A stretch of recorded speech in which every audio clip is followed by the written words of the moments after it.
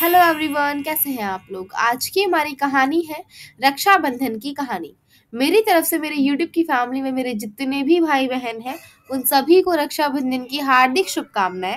और अगर आप भी मेरे यूट्यूब की फैमिली का एक हिस्सा बनना चाहते हैं तो मेरे चैनल को अभी सब्सक्राइब करिए। सब्सक्राइब का बटन दबाते ही आप मेरे यूट्यूब की फैमिली का एक हिस्सा बन जाएंगे।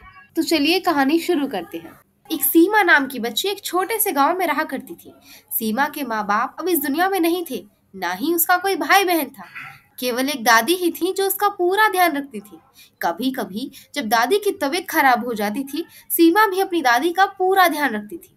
सीमा का कोई भाई बहन नहीं था, इसीलिए कभी कभी वह अकेली पड़ जाती थी। और जब वह अपने गांव के बच्चों के साथ खेलने जाती थी, कोई भी उसे अपने साथ ना खिलाता और सभी बच्चे उसे बहुत चिढ़ाते थे, जिससे कि सीमा कभी कभी बहुत परेशान हो जाती थी और कभी कभी तो रो भी देती थी।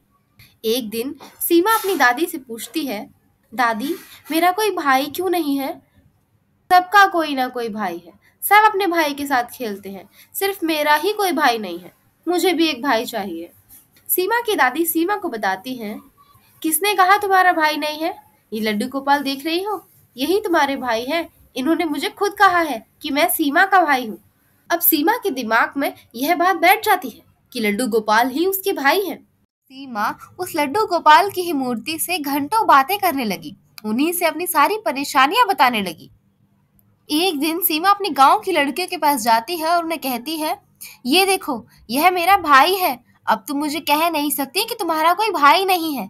तो गांव की लड़कियां सीमा को कहती हैं, सीमा, कभी ये तुम्हारे साथ खेलने आते हैं या तुम्हारे साथ बातें करते हैं?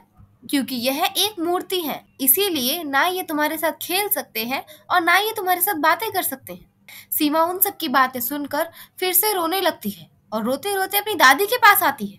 उसकी दादी उससे उसके रोने का कारण पूछती है।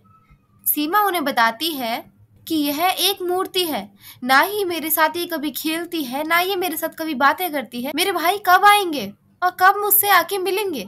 सीमा की दादी सीमा को बहलाने के लिए ही कहती है, तुम्हारे भाई जंगल में रहते हैं और उन्हें यहाँ आना पसंद नहीं है। सीमा कहती है, क्या उन्हें जंगल में डर नहीं लगता। सीमा की दादी कहती है, नहीं, वह किसी से नहीं डरते और वह जल्द ही तुमसे मिलने आएंगे। यह बात सुनकर सीमा चुप हो जाती है। कई दिन बीत जाते हैं। रक्षाबंधन का त्योहार आने वाला था। एक दिन सीमा कुएं में पानी भरने जाती है। रास्ते में उसे कुछ गांव की लड़कियां मिलती हैं। वह सीमा से कहती हैं, सीमा, तुम्हारा तो कोई भाई भी नहीं है, तुम इस बार राखी किसे बांधोगी। सीमा उनकी इस बात पर कुछ भी नहीं कह पाती और वह चुपचाप अपने घर वापस आ जाती है। सीमा के सब्र का बांध अब टूट चुका था। सीमा बिना दादी को बताए जंगल की तरफ चल देती है, क्योंकि उसकी दादी ने उसे बताया था कि उसका भाई जंगल में रहता है। वह रास्ते में चल ही रही थी कि उसके पैर में कांटा लग जाता है। उसे कष्ट में देख भगवान कृष्ण भी रोने लगते हैं और जब भगवान कृष्ण अपने तलवों पर हाथ फिराते हैं तो यहाँ सीमा की चोट ठीक हो जाती है। सीमा रोते रोते जंगल की तरफ भागे जा रही थी। अब भगवान कृष्ण से सीमा का दर्द सहा नहीं गया। भगवान कृष्ण 10-12 साल के एक लड़के का रूप बनाकर सीमा के पास आते हैं और देखते हैं जंगल में सीमा बेहोश पड़ी थी। वह सीमा की आंखों पर पानी मारते हैं। सीमा की आंख खुल जाती है। सीमा उनसे कहती है, क्या आप ही मेरे भाई हैं। भगवान कृष्ण कहते हैं, हाँ, मैं ही तुम्हारा भाई हूँ। मैं इसी जंगल में रहता हूँ, मुझे गांव में अच्छा नहीं लगता। सीमा भगवान कृष्ण को गले से लगा लेती है और बहुत रोती है।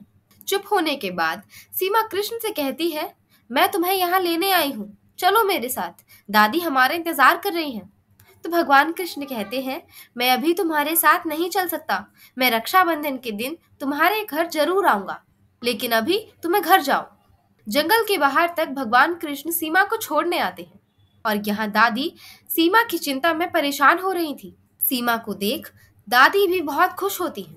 सीमा अपनी दादी को सारी बातें बताती है और कहती है, दादी, पता है, मेरे भाई कल मेरे घर आएंगे, मुझे उनके लिए एक बहुत सुंदर सी राखी लानी है, बाजार चलते हैं।